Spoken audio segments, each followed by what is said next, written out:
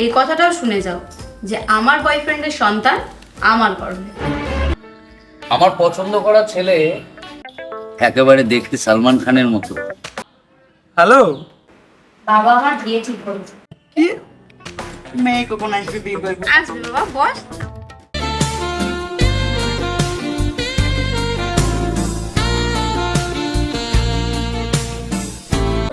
হ্যাঁ বুঝেছি, বুঝছেন তো?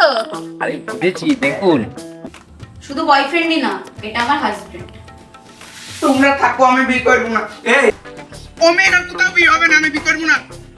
এই বাচ্চা তোকে না এই একদম। তুমি এমন খুশি রেখো যেন কি দিয়ে মরে যায়।